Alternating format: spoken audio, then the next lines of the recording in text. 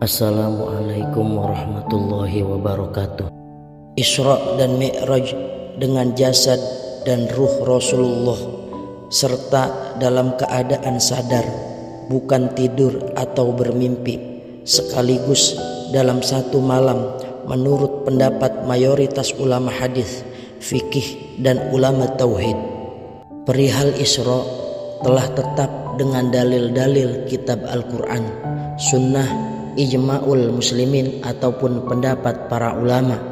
Jadi siapa saja yang mengingkari Isra maka telah kafir ia. Sedangkan Mi'raj telah ditetapkan dalam hadis-hadis masyhur, maka siapa saja yang mengingkari Mi'raj maka tidak kafir ia, akan tetapi dirinya fasik. Demikianlah pendapat Syekh Baijuri. Sesungguhnya telah mendatangi Nabi Muhammad SAW malaikat Jibril, Mikail, dan malaikat ketiga yang tidak diketahui namanya. Namun menurut satu pendapat bahwa nama malaikat itu yang ketiga adalah Ismail, penguasa langit dunia. Dan menurut satu pendapat lain mengatakan bahwa malaikat itu bernama Israfil. Para malaikat itu mendatangi Rasulullah di rumah Ummu Hani, dan rumah Ummu Hani berada di samping gang dekat rumah Abu Thalib. Nabi SAW ditemui di rumah itu karena sesungguhnya beliau tinggal di rumah itu. Lalu malaikat mengeluarkan beliau dari sana menuju ke masjid. Lalu malaikat membaringkan beliau di tembok Ka'bah karena masih ada rasa kantuk pada beliau.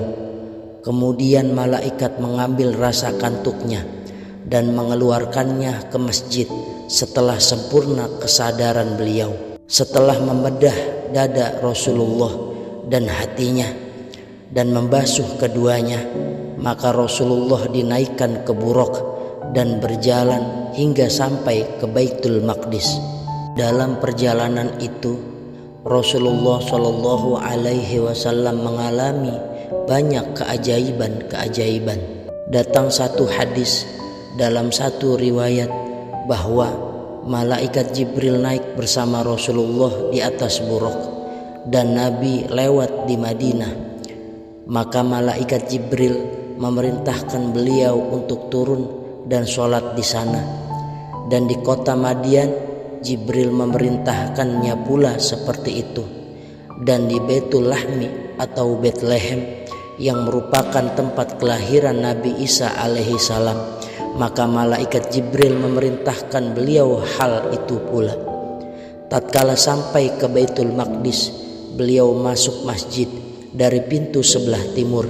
Kemudian beliau dan malaikat Jibril sholat 2 rakaat, sholat tahiyatul masjid. Ketika keduanya telah selesai sholat, Rasulullah tidak berdiam kecuali dalam waktu yang sebentar, hingga beliau melihat masjid sungguh telah berkumpul di dalamnya banyak golongan manusia, mulai dari para nabi, para rasul, malaikat, manusia dan jin, dengan jasad dan ruh mereka, baik yang masih hidup dan yang telah wafat. Dan tidak menutup kemungkinan selain para nabi di antara para orang-orang soleh pengikut mereka ada bersama mereka. Dan dalam berkumpul ini adalah nyata, yakni bagian atau bentuk kemuliaan Nabi kita Muhammad Sallallahu Alaihi Wasallam. Dan kemudian malaikat Jibril pun azan, dilanjutkan dengan iqamat untuk melaksanakan sholat.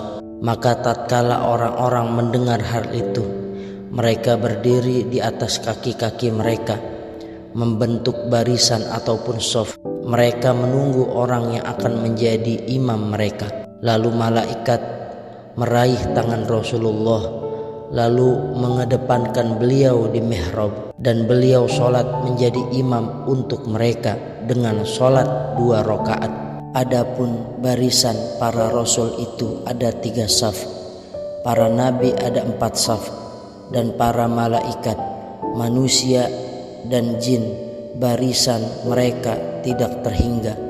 dan Allah telah meluaskan masjid itu untuk mereka karena untuk memuliakan Rasulullah Shallallahu Alaihi Wasallam.